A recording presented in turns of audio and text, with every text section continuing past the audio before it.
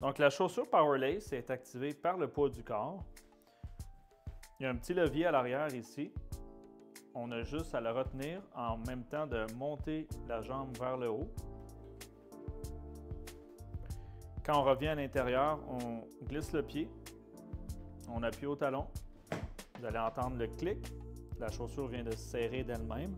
Elle va toujours garder la même tension de serrage.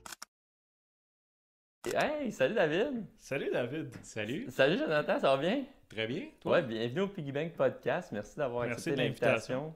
Straight from Montreal, la route s'est bien passée. Ouais. Toujours. Oui, toujours. Pas de trafic. Des belles autoroutes. That's it. Hey, la première question, la question brise-glace. Êtes-vous des gens de Google Sheets ou de Excel? J'aime beaucoup le Excel classique, mais pour travailler en équipe, Google Sheet a un petit plus là. J'ai travaillé longtemps avec Excel, puis je l'utilisais vraiment à fond, les macros, mais vraiment pas mal à fond. Mais pour les besoins de Powerlace, la facilité de partage, effectivement, Sheets était pas mal plus avantageux. Ouais, puis là, tu me parles de macro et tout. Peux-tu rentrer un peu peut-être dans ton background professionnel, personnel? On va parler aujourd'hui principalement de votre entreprise Powerlace, donc vos chaussures autolassantes. Mais avant toute chose, j'aime ça quand même que les gens qui écoutent le Piggy Bank Podcast apprennent à connaître un peu les invités parce que c'est ça le concept. On est dans mon salon, c'est chez nous, c'est le fun, c'est plus relax comme contexte. Fait que tu peux nous parler, Jonathan, de ton background un peu professionnel? Ouais, moi j'arrive du monde de l'ingénierie, développement de produits, mais je viens vraiment pas du domaine de la chaussure. En fait, avant de travailler chez Powerlace, j'étais dans le camion blindé, donc des véhicules, travailler sur des véhicules de transport d'argent, des véhicules blindés, des véhicules tactiques de police. Fait que c'est un domaine complètement différent, mais c'était quand même du développement de produits. Fait que le mindset était là. Mais c'est certain un gros shift va aller vers Powerlace, qui est un domaine complètement différent, mais vraiment passionnant. Excellent. Puis toi, David? Moi, je viens du milieu des administrations, l'administration des affaires, donc plus du point de vue business, je te dirais, là. Jonathan, puis notre autre partenaire, Frédéric, est vraiment un profil plus d'ingénierie en développement de produits. Fait que moi, je suis plus le gars de développement des affaires. Donc, j'ai eu un background dans les concessionnaires de véhicules récréatifs. Donc, j'ai travaillé là-dedans plusieurs années. C'est une industrie complètement différente de la chaussure, évidemment, mais ça reste une industrie où on vendait du rêve, on vendait du loisir, on vendait de l'expérience. Hein. C'est vraiment une expérience acheter des véhicules récréatifs. Fait qu'il y a beaucoup il y a un lien avec la chaussure. Tu sais, c'est quand même... il y a toujours des liens là, dans les produits ou services qu'on peut vendre, là, tu sais. 100%, notre chemin de job et tout, Ouais. ça fait qui on est. Puis à chaque fois, on apprend plein de nouvelles choses qu'on peut transposer dans d'autres domaines. Exact. Mais là, si on rentre vraiment dans le vif du sujet, là, parlez-nous de l'entreprise. Puis là, je ne sais pas comment vous allez gérer ça. Vous renverrez la balle. Je vais essayer de vous aider aussi là-dedans. C'est mon rôle d'animateur avec mes 22 années à LCN. C'est des blagues. Mais mettons, tu sais, Powerlace, chaussures autolassantes. Toi, tu es arrivé, si je ne me trompe pas, tu as dit tantôt en 2006. Je suis arrivé en 2016, oui. Frédéric était à l'époque le fondateur. Puis il commençait à organiser un peu l'entreprise de façon plus formelle. Il avait déposé un premier brevet sur une première invention qu'il avait faite. Puis il était au stade de créer une équipe. Donc à cette époque-là, j'ai travaillé avec Frédéric. J'ai trouvé le projet passionnant. Puis moi, mon rêve dans la vie avait toujours été d'avoir une entreprise internationale. C'était ça mon rêve, je te dirais. J'ai enligné vraiment ma vie en fonction de ça, je te dirais. Puis le projet Powerlace, c'était une belle innovation, la chaussure. Puis ça avait un potentiel de vente à l'international. Fait qu'en 2018, j'ai rentré avec Jonathan comme partenaire. Puis c'est là qu'on a amené le produit. J'entends beaucoup participer sur le produit, là, mais puis moi, plus au niveau commercial. OK. Fait que là, vous êtes arrivé. T'es arrivé avant ou vous êtes arrivé en même temps? T'es arrivé avant, mais t'as investi comme plus tard. Jonathan et moi, on a investi. Oui, c'est ça. Jonathan et moi, on a investi en même temps, mettons, mais je suis arrivé avant pour connaître le projet, tu sais, pour en savoir plus sur l'industrie de la chaussure et tout ça. Là. Ok, excellent. Puis toi, Jonathan, tu peux nous parler de ton processus comme mental en arrivant là-dedans et tout, qui vient quand même de l'ingénierie. Oui, mais tu sais, moi, je suis quelqu'un qui aime travailler sur des projets, des produits qui sont quand même complexes. Puis je suis quelqu'un qui aime se casser la tête. Puis résoudre des problèmes qui n'a vraiment pas de solution claire. Okay. Puis Frédéric, qui est le fondateur, c'est mon cousin. Fait que j'ai eu la chance de suivre. Famille. Ouais. C'est quand même un peu familial, mais en fait, c'est que Frédéric, je le voyais travailler sur le projet.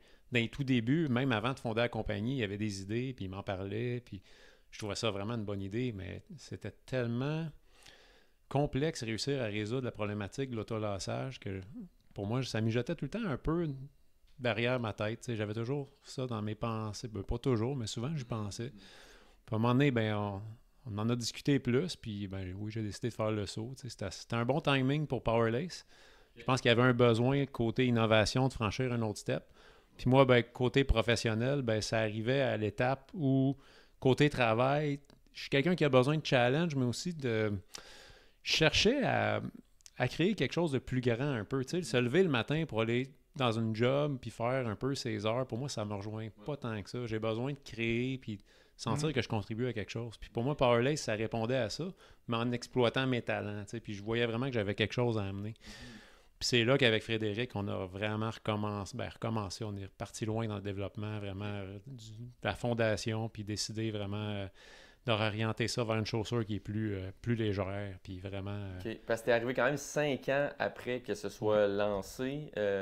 David, en fait, il n'y a pas eu de tentative de commercialisation, disons, avant 2021, je dirais. Il y a eu, tu sais, c'était pas... Le produit n'était pas mature pour le niveau commercial.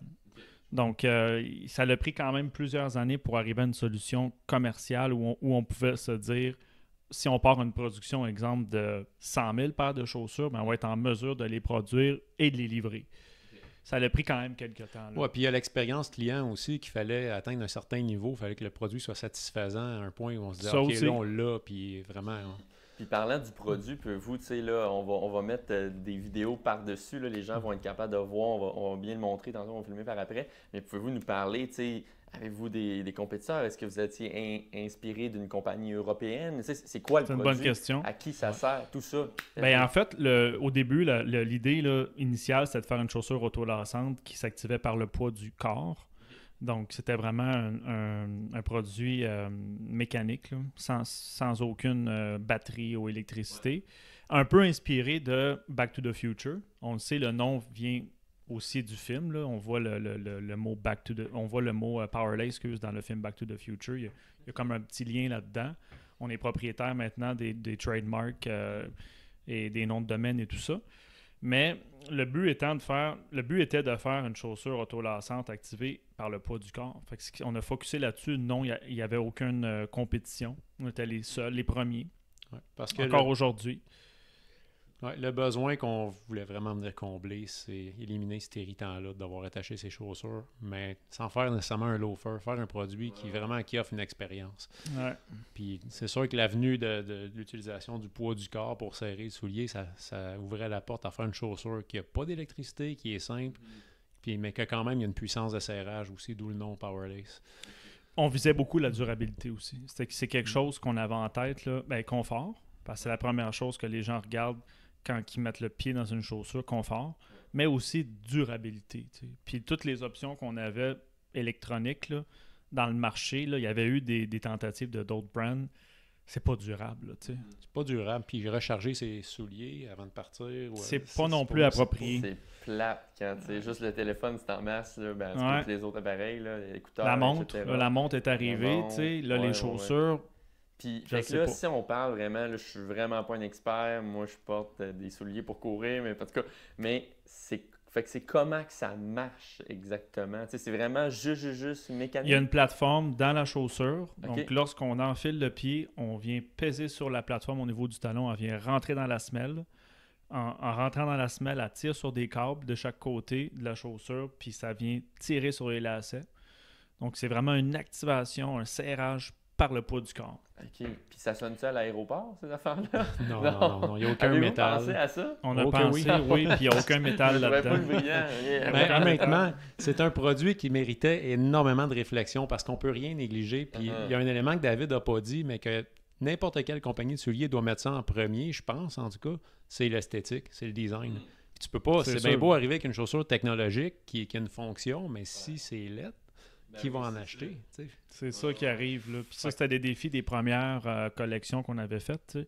C'était aussi l'esthétique. L'esthétique, puis il y a plein de critères comme ça. On parlait de les aéroports, le confort, la durabilité, puis tout ce qui passe par la tête des gens quand ils achètent une chaussure, il a fallu passer à travers ce processus-là. Le brand aussi, ça prend du temps à établir un nom. Les gens ont confiance. OK, je vais prendre la chance d'acheter le produit. Puis ça se fait sur plusieurs années. Ben oui, 100%. Puis là, à ce moment-là, là, mettons, la première paire que la première personne a acheté a dans les pieds, on parle de quand, mettons? Ça fait-tu 2 semaines? À l'interne, ça fait depuis cette chaussure-là, ça va faire depuis 2018 qu'on la teste environ, hein, au niveau de la mécanique. La mécanique, mais la chaussure n'avait pas l'air de ça. Là, la chaussure, mais au niveau mécanique... OK, c'était le même système à l'intérieur. C'était le même qui a évolué, là, mais au niveau fiabilité, ben, ça s'est testé sur plusieurs années avec différentes conditions, l'hiver, la pluie et tout ça. Ouais. Puis sinon, on est arrivé en marché en 2021. OK. Au niveau des ventes en ligne et de la vente au détail dans les magasins. OK. Puis niveau, si vous voulez partager, sentez-vous bien à l'aise si vous voulez pas, mais mettons, en 2021, vous aviez vendu à peu près combien de paires pour le fun?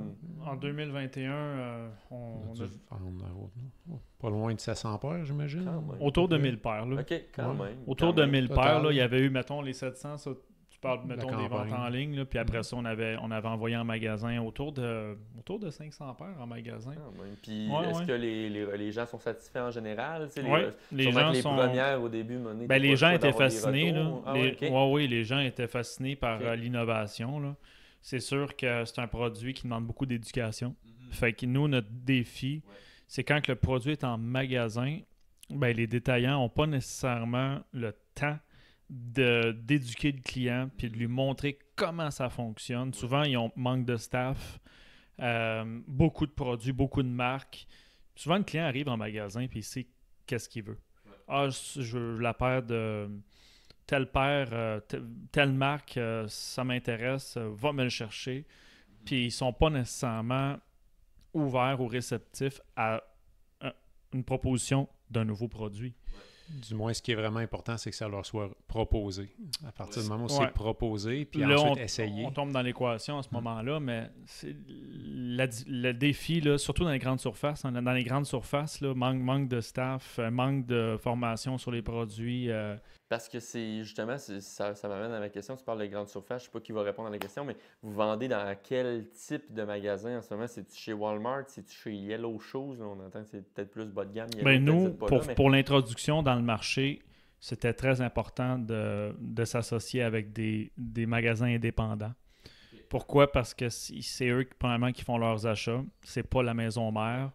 C'est pas fait dans une tour, dans une grande ville, mais c'est vraiment des entrepreneurs, des gens qui gèrent des PME, qui achètent des produits pour leurs clients. Ils pensent à leurs clients, aux besoins de leurs clients. Ils veulent aussi se différencier. Ils veulent aussi encourager local. Fait qu'on a des bonnes relations avec eux. Puis les magasins, ça finit par être nos premiers ambassadeurs. Tu sais, le manager ou le vendeur ou le propriétaire qui est passionné de Powerlace, qui en a d'un pied, qui le propose, qui aime le produit, c'est certain qu'il va le présenter. Puis les gens vont embarquer beaucoup plus. Ben oui, puis à un moment donné, de bouche-oreille, là, ça va se faire. Le monde va « Hey, check mes souliers ». Puis tu sais, le côté, justement, éducation est important aussi de ce côté-là. Puis là, vu que vous avez le lien, tu sais, si vous vendez ça sur Amazon, peut-être à plus long terme, une fois que ça va être plus connu, mais sinon, ça va être dur. Tu sais, moi, tantôt, je l'ai essayé. Ça se fait bien, mais quand tu le sais, là, vous me l'avez dit. Si personne te le dit, là, tu vas peut-être sacrer un peu, mais tu sais, sinon, c'était easy, là, on s'entend. C'est ça qu'on essaie de transmettre aussi, la simplicité. Ouais. Si les gens s'imaginent que c'est compliqué d'abord, ça ne nous aide pas. On a un rôle d'éducation dans tout ça, qui est de montrer la chaussure en opération, exactement. Puis vous êtes combien dans... Tu sais, là, j'ai plein de questions qui se bousculent dans ma tête, là, mais tu sais, vous construisez la chaussure de A à Z, vous avez des sous-contractants qui vous amènent le soulier, vous mettez la patente à la main, vous autres dedans, je blague, mais tu sais, pour vrai, ça marche On comment, aimerait ça. mettons, le grand scheme of things? C'est juste l'inverse. En fait, c'est que nous, on fait le système autolassant. Il y a des composantes qui sont faites, la plupart des composantes sont faites par nous, assemblées par nous, qui sont envoyées à un fabricant de chaussures qui va l'intégrer dans une chaussure qui est faite vraiment pour nous. C'est notre propre design, donc nos semelles. Donc oui, l'étape finale se fait à l'usine de production de la chaussure. Puis un produit fini. juste pour préciser, tout le design a été fait ici au Québec, au complet. Autant le design de pièces à l'intérieur, ça a été designé par Frédéric et Jonathan. Puis aussi au niveau de l'esthétique, on a travaillé avec des designers au Québec. Et on est bien fiers de ça.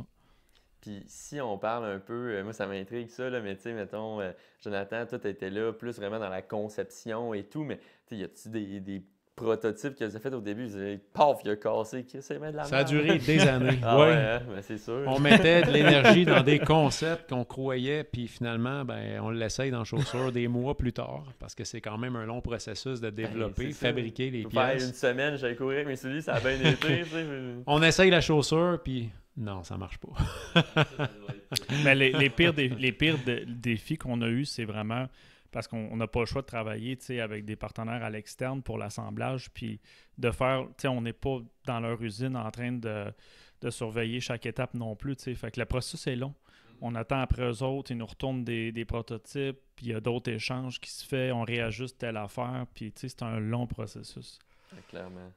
Ça fait juste penser, nous, on est tellement impatients. Des fois, mettons, dans mon cas, je poste une vidéo, puis je suis tout énervé. Là, vous autres, c'est comme on envoie ça, OK, ils vont nous revenir quand? Là, tu peux checker le téléphone, les emails. Les grosses compagnies, ils ont des gens chez leurs sous-traitants, chez leurs fournisseurs, puis ils couchent quasiment là.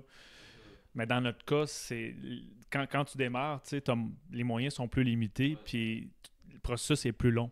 Puis justement, vous êtes combien à peu près dans l'entreprise en ce moment? En ce moment, on est 4 employés. OK. Donc, on a déjà monté à 9 employés. Ça inclut-tu vous, ça? Ça l'inclut nous, oui. Okay. Puis on a déjà monté à 9 employés, okay. mais on s'est associé récemment à une belle entreprise du Québec, okay. dans l'Estrie. Puis on a la chance de travailler en équipe avec eux. Ils ont beaucoup d'employés. Nice. Puis on est en mesure d'aller chercher une synergie. Avec des gens qui croient en vous, vice-versa. Ouais. Puis vous faites, hey, on va faire... Tu sais, comptabilité, finance, ouais. C'est des choses qu'il ne faut pas qu'à l'interne, on focus là-dessus. Ben non. On en a beaucoup là, pour partir la machine puis très cool. se faire connaître. Chercher des partners solides. Ouais. Excellent. Puis je sais pas, vous êtes à l'aise un peu, tu sais, en ce moment, c'est-tu complètement bootstrap ou vous avez des investisseurs ou comment ça marche? En fait, si vous êtes à l'aise. On a des partenaires investisseurs. OK. On a des partenaires aussi actifs. Fait qu'on a les deux. C'est sûr qu'une startup va attirer des investisseurs pour de la croissance, pour de la rentabilité. Mais c'est sûr que dans la chaussure, tu sais, c'est pas un succès instantané. Là. On doit bâtir le brand. Puis ça se fait quand même sur quelques années. Là. Puis j'imagine, à un moment donné, tu as le produit, mais ça, tu as les ventes, tu as le nombre de retours. Pour valider votre produit, justement, comme tu as dit au début, c'est long, le monde long d'un pied. Là, c'est quoi la durée utile? Il faut que tu garantisses un 6 mois, un an. Ça doit être compliqué quand même, on donne une garantie. Là. OK. Ouais, puis c'est sûr que c'est 6 mois, mais tu sais, c'est sûr que le processus de démarrage avec les premiers modèles en marché qui ont été éprouvés, c'est un peu là qu'on est rendu. On a traversé cette étape-là. Maintenant, c'est d'arriver avec des produits un peu différents, d'offrir une gamme. Puis, tu sais, c'est un peu notre défi. C'est sûr qu'on entend beaucoup des femmes demander quand est-ce qu'il y en a pour les femmes. Mais c'est un autre projet. Pour nous, c'est sûr que c'est quand même gros. C'est un autre business. C'est sûr que les gens ne réalisent pas souvent. Puis, on est gêné de dire aux dames, on n'a pas encore de chaussures. On n'a pas encore de chaussures pour les dames. Puis, souvent, les gens sont offusqués. Puis, je les comprends. Mais c'est une question budgétaire que c'est plusieurs centaines de milliers de dollars démarrer une nouvelle collection avec toutes les pièces qu'on a dans la chaussure. C'est des défis financiers importants. Là. Ouais, tu fais ta preuve avec ça, puis à un moment donné, cet argent-là que vous allez faire va servir à fonder d'autres projets. Ouais. Mais une fois ça peut vraiment faire boule de neige. Mais félicitations, by the way. Merci. Je trouve ça vraiment hot, vraiment innovateur. J'en avais pas entendu parler avant que Florence m'en parle. Justement, si on parle un peu du financement et tout, vous êtes passé à l'émission Les Dragons, que je n'écoute pas nécessairement d'habitude, en toute honnêteté, mais je trouve le concept très intéressant. J'ai eu la chance d'écouter le segment de 7 minutes. Pouvez-vous me parler un peu de l'expérience, pourquoi vous êtes allé là, entre autres? Oui. Ben, pour nous, c'était beaucoup l'opportunité de rencontrer des partenaires potentiels, voir y a-t-il un fit possible avec les Dragons. C'est sûr qu'on cherche toujours à s'entourer. C'est un élément important. Puis c'était vraiment une super expérience, là, vraiment de pouvoir discuter avec eux. Mais c'est bref, c'est sûr que rapidement, il faut qu'ils se fassent une idée. Puis on n'a pas le temps d'aller au fond des choses. Puis l'industrie de la chaussure, il y a beaucoup d'éléments qui ne sont pas nécessairement connus de tous les entrepreneurs. Fait qu'au final, il n'y a pas eu de deal. Sauf que quand même, on a eu des super commentaires. Ils ont aimé le concept, ils ont aimé le produit. Je pense qu'ils croient beaucoup à notre entreprise. Entièrement. Puis c'est toujours une fascination pour des entrepreneurs là, de rencontrer d'autres entrepreneurs, puis de discuter avec eux d'une entreprise. Dans ce cas-là, c'était la nôtre. Puis d'entendre des commentaires, des critiques constructives. Puis nous, on a trouvé ça vraiment fascinant, génial. Puis ça marche aussi par profil d'investisseur. Hein. Tu sais, ça ne veut pas dire que qu'un investisseur va investir dans n'importe quelle entreprise, dans n'importe quelle industrie. 100%. Mais on en a retiré du très bon. Là. Puis c'est sûr que ça a découlé en vente aussi. Je veux pas. On a eu des belles retombées. C'est sûr. Visibilité. Je pense que c'est ça la clé aussi. Là.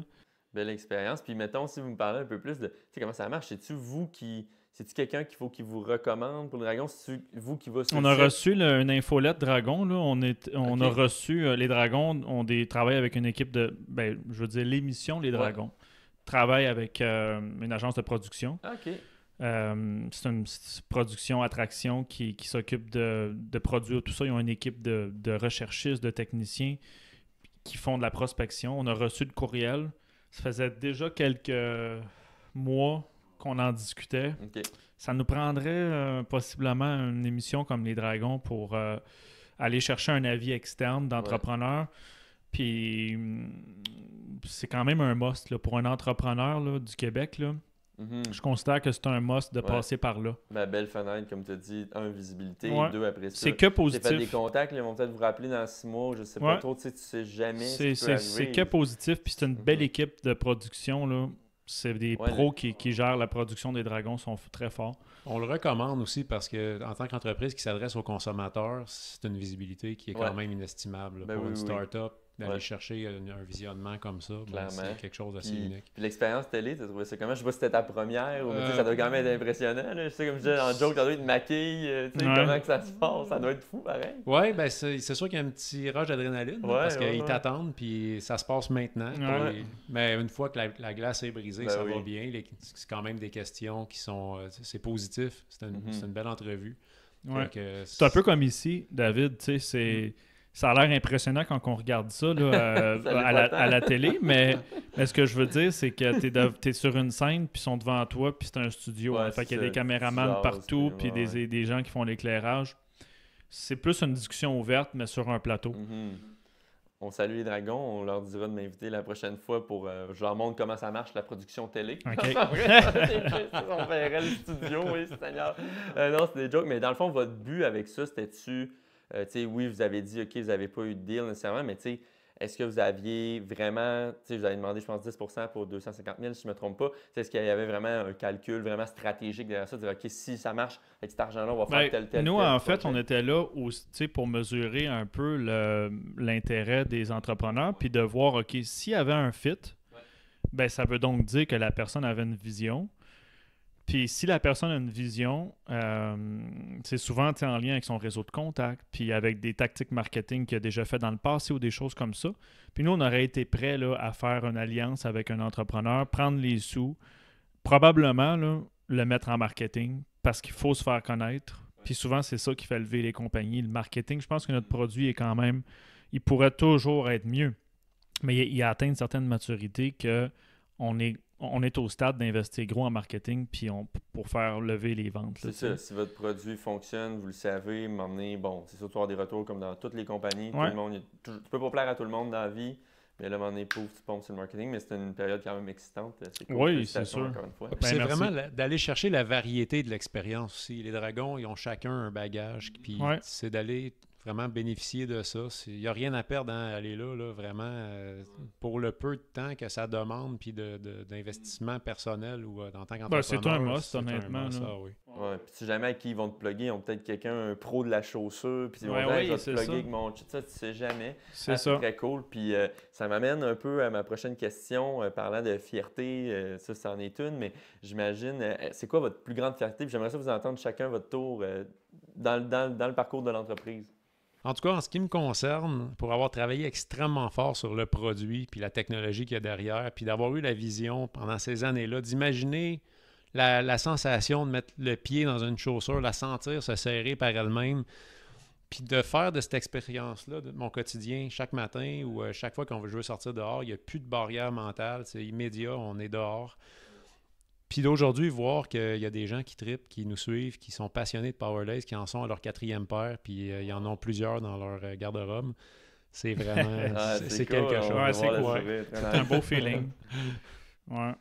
De Puis ton côté, c'est ouais? sûr que moi, de mon côté, j'ai plus le profil administration des affaires, prospection et tout ça. Donc, ça va être plus cliché aux gars d'administration. Mais moi, mon plus bel accomplissement, c'est vraiment d'avoir eu, de passer d'un produit qu'on a amené au stade commercial là, à le rentrer en magasin. Tu sais, c'est la première fois qu'on a vraiment livré en magasin. Ben, on l'a fait tous ensemble. On est allé prendre des petites photos puis tout Ben ça, oui, puis on c'est tripait, sûr, mais voyons, c'est un c'est sûr. accomplissement de passer de l'idée au prototype à il y a des entrepreneurs, des propriétaires de commerce qui nous ont fait confiance, ils l'ont mis sur leur tablette. Ça c'est un accomplissement. Là. Puis là, on est rendu à plus de presque 200 points de vente. Ça va vite. Oh, wow! Félicitations. Fait qu'on C'est est, cool. on est content. Ouais. Puis ça, c'est tout le temps à travailler. Hein. C'est des relations. Ouais. Il faut garder l'excitation. Il faut être à la hauteur des attentes. Ouais. Tu sais, t'as dit à travailler, oui, mais tu sais, je pense que quand tu es genuine, quand tu crois en ton produit, à un moment donné, toi, appeler tes représentants, c'est pas forçant pour toi. Tu es content de prendre une nouvelle. C'est une belle job. Combien vous avez vendu cette semaine? Puis, tu sais, Ouais. tu es encore content de ton Honnêtement, figuier, là, c'est on a cool, ça. une Exact. très belle job. Ouais. C'est fascinant de C'est pour ça qu'on travaille autant. Ah, ben, c'est ça, C'est pas toujours équilibré. Ah non, mais ça Pas hey, tant, non. on dirait quasiment que tu as lu le script, mais c'est ma prochaine question. Justement, on parle d'équilibre. J'aime ça au Piggy Bank Podcast qu'on parle d'équilibre parce que être entrepreneur, je commence dans ce domaine-là. J'ai pas autant d'expérience que vous, mais je sais que c'est des petits roller coasters. Des fois, plus de job, un push. J'imagine quand tu as ta première commercialisation, tu es sur le téléphone, tu t'appelles le monde, email, etc. Mais comment vous gérez ça, votre équilibre? Je vous connais vraiment pas beaucoup. Je sais pas si vous avez un enfant, femme, etc. Donc, si je peux t'entendre. Oui. j'aimerais ça. Pour ma part, oui, j'ai 2 enfants, 2 garçons. Puis oui, c'est sûr que c'est beaucoup de sacrifices. Puis la décision de devenir entrepreneur, c'est la décision de travailler fort. Puis oui, d'avoir ce déséquilibre-là.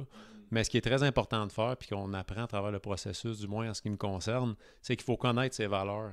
Puis même s'il y a un déséquilibre du côté du travail, mais il y a des moments où le travail aussi doit écoper. Puis la famille doit passer en premier, puis il faut connaître nos priorités. Puis on apprend un peu à jongler avec tout ça avec le temps. Puis finalement, arriver à concilier nos différents aspects. Concilier les deux. Ouais. Ouais. Prendre des vacances, mais tu sais que tu vas te faire ramasser en revenant à job, mais ça fait partie. Ça fait partie de la game. Je pense que C'est c'est un important côté. d'être focus, dans le sens que si on a des objectifs à atteindre, il faut être focus. Quand tu es passionné, on dirait que c'est un processus naturel. Travailler des longues heures, ça devient un processus naturel aussi. Mais je pense que la clé aussi, c'est d'être focus quand c'est le temps d'être justement à la maison, dans des activités de loisirs. Ouais. Si Ouais. tu fais tes activités avec ta famille, puis que tu n'es pas Sur ton focus, sel, en train de tu es sur texter un ton client, sel, puis c'est pas parfait, ça vient un peu de gâcher tout. Ouais. Mais Fait en que c'est fait, important de bien catégoriser. Ouais, puis si on ne prend pas en compte correctement l'aspect personnel, ça finit par se répercuter sur l'aspect professionnel. Ouais. Fait qu'on apprend aussi à un moment donné, OK, je peux pas dépasser la ligne, ça marche juste pas, il va falloir qu'on révise nos objectifs. Parce que si je suis pas en santé, si dans ma tête ça va pas bien, la compagnie ira pas bien. Ouais. Parce qu'on a Ouais. chaque joueur dans l'équipe a besoin d'être là Ça et d'être à son meilleur. On se complémente beaucoup. On a une petite équipe On est une aussi. équipe aussi, qu'on a Ouais. des profils quand même différents. Ouais. tu sais. On se complète bien. C'est important d'être tous à son maximum. Mhm. Puis 100%. Tu as dit un mot tantôt qui m'amène une autre question. Tu as parlé d'objectifs. Je me demandais vos objectifs parce que j'étudie un peu ça ces temps-ci aussi parce que c'est facile de dire, exemple, je vais prendre l'exemple avec YouTube, je veux 10 000 vues cette semaine ou 10 000 followers. J'ai aucun contrôle là-dessus. J'ai aucun contrôle. Le contrôle que j'ai, c'est mon input. C'est vraiment le nombre de vidéos que je pourrais sortir, par exemple. Ou c'est comment vous, j'imagine, vous avez un objectif au niveau des ventes. Encore là, peut-être un peu moins de contrôle. Mais c'est quoi vos objectifs? Je ne parle pas c'est quoi vos objectifs de vente, je parle c'est quoi vos objectifs dans les grandes lignes. Ben nous, en fait, l'objectif principal, là, quand on lance un brand, c'est de travailler sur la notoriété. Ça, c'est l'objectif 1, parce que ça se passe quand même sur plusieurs années. Là, fait que c'est sûr que nos actionnaires, nos investisseurs, ils sont conscients que, mettons, les 3 premières années, là, on bâtit beaucoup sur la notoriété. Énormément. Puis après ça, ben, quand la base est bien établie, c'est là qu'on peut ouvrir les valves puis commencer à faire du volume. Puis on est chanceux parce qu'on n'a pas nécessairement la pression de OK, il faut vendre 10 000 paires cette année, puis l'année prochaine, 25 000. Puis, ben, non, on est quand même dans des volumes plus raisonnables, mais on a l'ambition d'y arriver vite. Mais tu sais, dans notre cas, ça vient aussi avec une compréhension de l'industrie de la chaussure. Là. Puis chaque brand, ça s'est pas bâti sur un an. Là. Si on regarde Nike, si on regarde New Balance, ça s'est fait sur de longues années. Puis les premières années ont été très difficiles. Puis c'est des histoires d'horreur pour chaque grosse compagnie. Là. Puis on peut pas tout compter en termes de chiffres, quantité de vente, dollars, parce qu'il y a une grande partie que c'est quoi l'expérience client? Est-ce qu'on répond réellement aux besoins? Est-ce que le client il est satisfait quand il a sa paire? Puis ça, on peut pas le négliger. On a beau se mettre des objectifs, mais si on rencontre pas ces éléments-là, on n'ira nulle part. Ah, puis chez ça, je pense aussi à un moment donné de faire ah non, toi, je te rembourse pas parce que une garantie, c'est 6 mois. Tu es à 6 mois, 2 jours. Tu es bien mieux de le rembourser parce que s'il est content, il va peut-être même t'essayer de faire Absolument. un autre paire. Il va en parler à d'autres mondes. Puis ça, si vous l'avez compris, je trouve que c'est vraiment. Puis c'est sûr qu'il y a tout le temps des exceptions de gens qui vont abuser, mais c'est la minorité. Il ne faut pas avoir ça en tête. Non, servir le client, c'est la priorité. Ouais. C'est ce qui fait en sorte que tu te différencies aussi. Mm-hmm. Puis si on parle un peu, là, je m'écarte vraiment de mon plan, là, mais quand même, c'est quelque chose qui m'intéresse. Si on parle un peu de votre clientèle cible, on n'en a pas beaucoup parlé, je voulais en parler d'entrée de jeu, mais on parle de qui? On s'en était parlé un peu au téléphone, c'est comme si les personnes âgées, c'est une bonne question, David. Souvent, les gens, ils pensent à ça, là, personnes âgées, mais en réalité, c'est très varié. Mm-hmm. Parce que notre produit a été designé par, on voit le concepteur, il est actif, là. C'est un homme actif. Mm-hmm. Ben, c'est ça, notre ça a produit été conçu pour les gens actifs, à la base. Puis avec la polyvalence en tête. Donc, pour être un produit qui est correct, qui est très bien pour une variété d'activités, pour le quotidien, pour le travail, pour les courses. Mm-hmm. Fait qu'en ayant la polyvalence en tête, c'est sûr qu'on élargit notre public cible. Là, c'est certain. Ouais. Okay. Des fois, on se promène dans la rue, là, ça n'arrive pas tous les jours, là, mais des fois, on voit des gens, on a vu un, Jonathan et moi tantôt, de 22 qui avaient dans les pieds une chaussure Power Lace. On a trouvé ça drôle. Ben oui, ça arrive. C'est les jeunes. Les jeunes, ils ont le besoin de ne pas attacher les chaussures, on le sait. Ben, les personnes plus vieillissantes également. Il y a des gens qui ont des opérations au niveau des hanches aussi, qui ont beaucoup de difficultés à se pencher. Puis c'est sûr que si on fait le parallèle avec les États-Unis, c'est un énorme marché. Là. Ils appellent ça le hands-free shoes, là, le marché de la chaussure main libre, qui n'est pas autolassant, mais qui a un genre de dispositif à l'arrière pour une entrée rapide du pied. On parle de millions. On parle de entre 5 et 10 millions de paires vendues par année. Là. Wow, quand même. Mais oui, c'est sûr qu'il y a un besoin. Après ça, vous, comme tu dis, c'est de vous faire découvrir, puis une fois que tu sais que ton produit est solide, tu rentres là. Ouais, mais après ça, c'est un gain de notoriété qui nous amène à ce que les gens voient dans Power Lace comme la solution ultime au hands-free. Parce que c'est ce que c'est comme la solution ultime à la chaussure main libre, parce qu'on a un serrage comme une autre chaussure, facile à utiliser, quand même un coût qui est très acceptable. Pour la santé du pied, il ne faut pas le négliger que c'est ce que recommandent les professionnels, d'être soutenu. Fait qu'un serrage complet sur le pied, un bon support arrière, une bonne stabilité, c'est ça qu'on a chez Powerlace. Puis ça m'amène, tu parles de professionnel et tout. Est-ce que vous m'emmenez, vous avez fait affaire avec des. C'est quoi? C'est des. Oui, ben tous les jours quasiment. Là.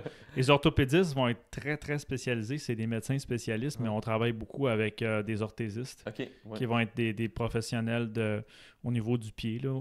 Puis aussi avec des podiatres. Mais on a une belle clientèle orthésiste qui vendent nos chaussures. OK. Ouais, puis on a des discussions avec d'autres corps de métier, des ergothérapeutes qui réfèrent nos produits. C'est bien, là, c'est comme au moins vous avez fait vos devoirs, mais je pense que vous n'avez pas le choix pour atteindre une crédibilité. Ben, c'est une petite communauté. Hein? Fait que dans la chaussure, là, au Québec, là, quand on fait les salons commerciaux et tout ça, on réalise vite que le monde est petit. Pas mal. J'ai une question pour vous, si on retombe plus dans l'équilibre, qui était un peu où ce que je m'en allais. Mais mettons, je sais que c'est pas vous nécessairement qui avez fondé la compagnie, mais là, c'est ton cousin, fait que c'est tout comme. Mais si, et je vais aller à tour de rôle, Jonathan, si tu repartais en business ou si tu recommençais le projet là, Powerlace, demain matin, tu rejoins la compagnie à nouveau, c'est quoi la première chose que tu fais? Il y a beaucoup de choses que j'ai faites que je referais. Là. C'est certain que bien évaluer le produit. Mais je pense de voir un petit peu plus en profondeur quelle est la clientèle cible pour dès le départ bien orienté, ça aurait pu nous aider beaucoup. Puis on l'a quand même bien fait, mais c'est une chose qui est tellement importante qu'il faut le faire. Puis s'entourer, vraiment bien s'entourer avec les meilleurs, pas juste au sein de l'entreprise, mais autour, les organismes. Fait que tout ça, il y a beaucoup de facilitateurs. Pour le démarrage des entreprises, que ce soit des instances gouvernementales ou puis ça c'est à considérer dès le début. Okay. Excellent. Et pour puis moi, je te dirais, David, qu'une chose que les entrepreneurs négligent souvent, là, parce qu'on l'a appris à la dure, c'est que chaque dollar que tu mets en développement de produits, là, il faut que tu penses que chaque dollar que tu mets là-dedans trouve un autre dollar pour le marketing, pour la commercialisation. Il faut au moins que ça soit 1 pour 1. Parce que nous, on a mis beaucoup, beaucoup, beaucoup de sous dans le développement de produits, dans les équipements. Ça nous a coûté une fortune. Puis, si on en aurait mis autant en marketing, on aurait naturellement eu beaucoup plus de ventes. On aurait rejoint plus de gens. La marque aurait été plus connue. Puis ça, c'est important. C'est ça qui se travaille sur de longues années. C'est la notoriété de la marque. Il ne faut jamais négliger le côté publicitaire. Puis pas nécessairement publicité à télé, mais de faire des associations avec des personnalités connues qui parlent de notre produit. Puis des choses comme ça. Ou comme vous faites là, tu sais, genre, oui, on n'a pas un full gros reach, mais le monde sont comme, ils sont cool les gars. Je les ai entendus parler pendant 1 heure. Puis ils sont chill. J'ai envie d'essayer leurs produits. T'sais.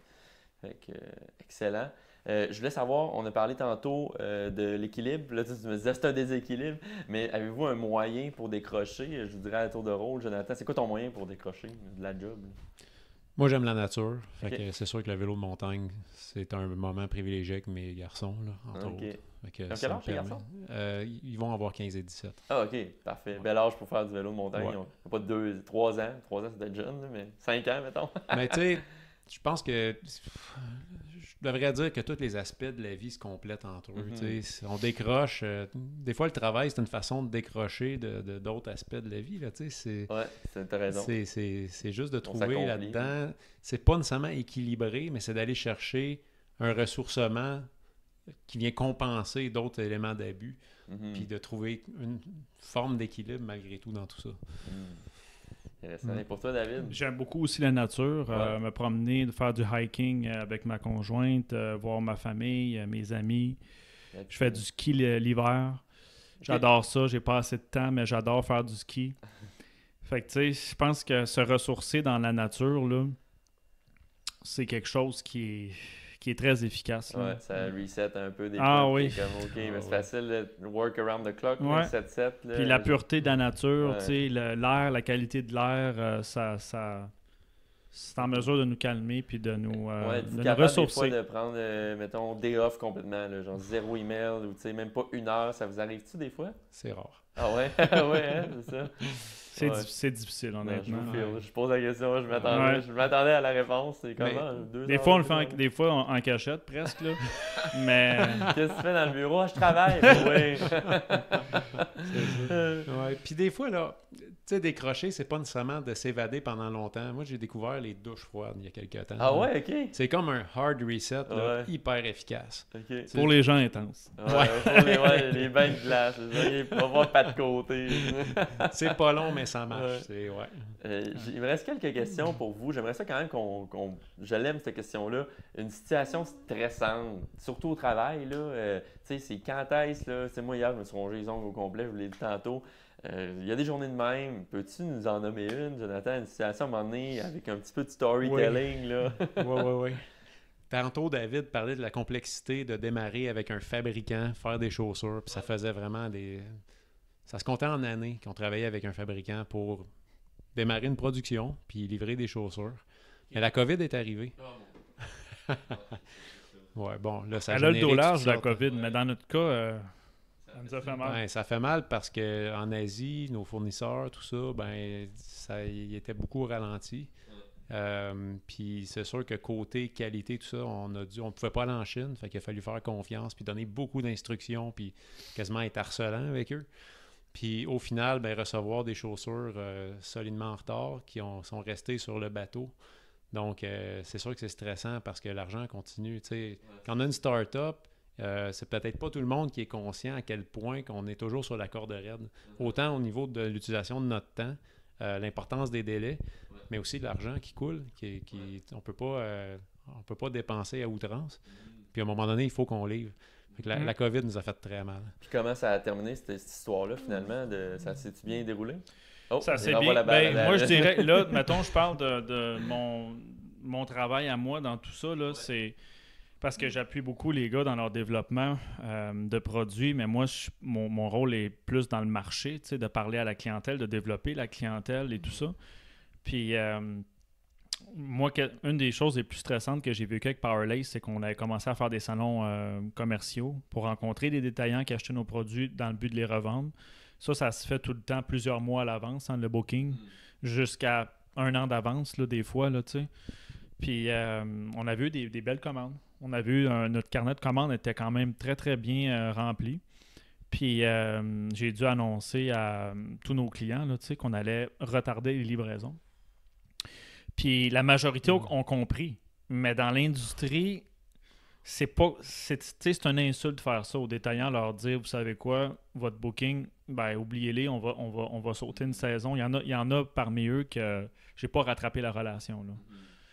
Fait que ça a été quand même stressant, mais je me suis dit, on n'a rien à cacher, on a eu des bonnes intentions là-dedans, pour différentes raisons, on peut pas livrer, on ne pourra pas livrer, tu sais.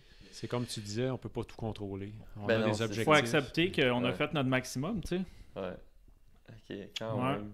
Fait finalement, oui, il y en a qui t'ont pas rattrapé, mais finalement, vous avez réussi. Oui, la majorité comprennent, puis la majorité nous supporte. Puis le sport a des limites, là, évidemment. Il faut qu'il y ait des performances, là.